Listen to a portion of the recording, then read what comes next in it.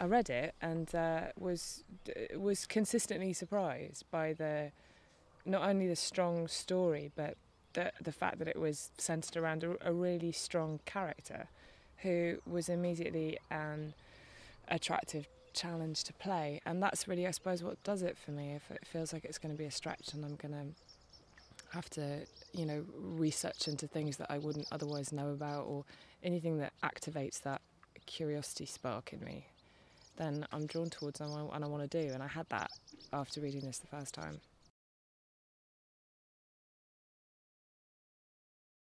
This was an exciting challenge because of the extremity, because I'm dealing with someone who has their whole world order rocked, who's confronting death, who's changing so fundamentally.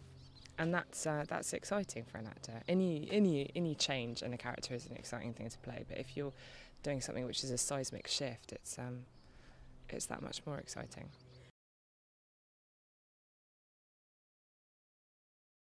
It was truly a barbaric thing in which an entire generation were wiped out, and the ramifications of that on a country when it goes back to normal are vast and almost incomprehensible to us now. So, I really wanted to think about that and imagine that and try and, people who are going through grief, it's a physical process, that it goes through stages, and this was and that time in England, you walk down the street and everyone was going through it. And that's very, very relevant to this film. I think that's the backdrop of this film. That's where the sort of human element comes from. That's why, touch wood, the horror side of it will be frightening, because it's rooted in something that we can understand, that's human.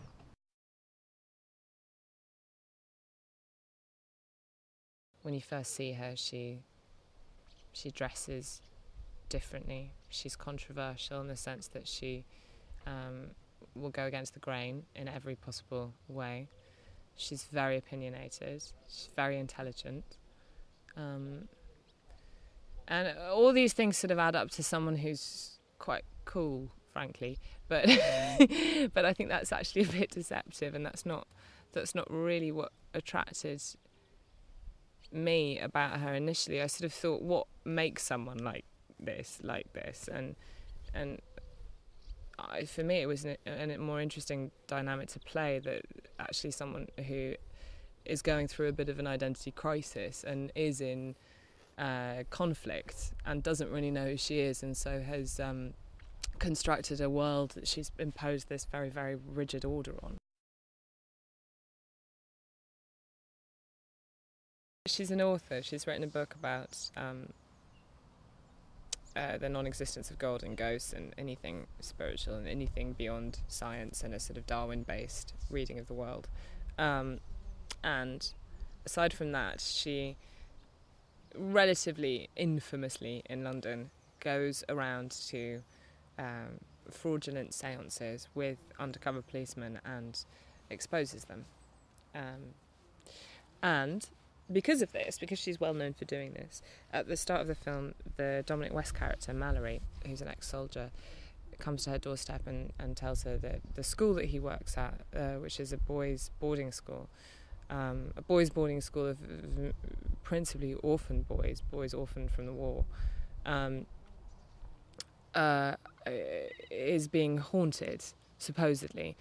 And a child has died of natural causes, asthma attack, but the boys are convinced that it was brought on by the haunting.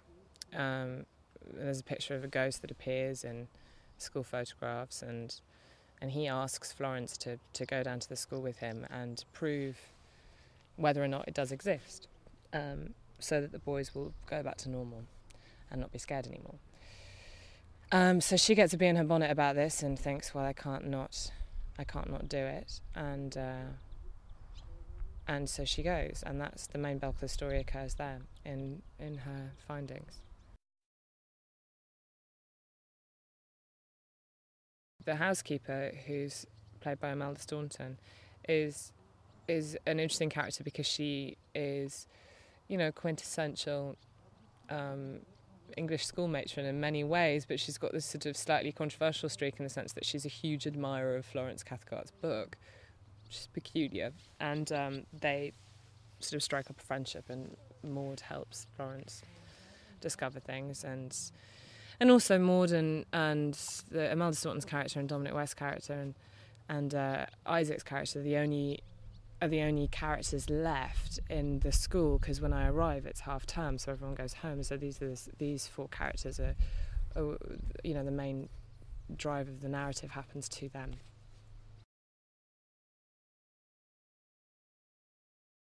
What's interesting about Mallory and Florence is that they are ostensibly they're two, they're diametrically opposed characters.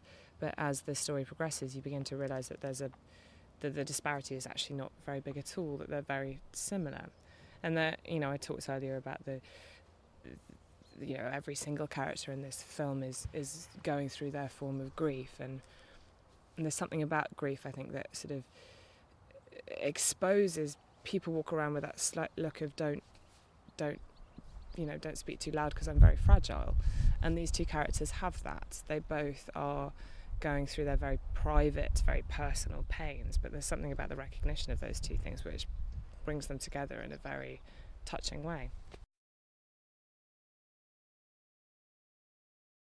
Nick's really extraordinary, actually, and this really is his baby in every sense of the word. I mean, he rewrote the script. He's been involved in every possible detail of every possible department. He was there on the decisions of the colours of my shoes. He was there on the decisions of the colours of the wallpaper on the walls. He was there on the decision. He wrote the song for the thing, and he's every possible area. He's there, and he's got a very, very precise vision. But he's not entrenched. He's very collaborative, and that's the real winning.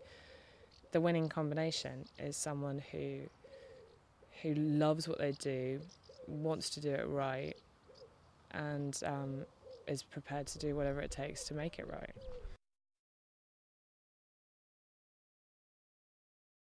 I have loved my costumes on this. It was a very important key aspect of the character. She had to wear clothes that were unique and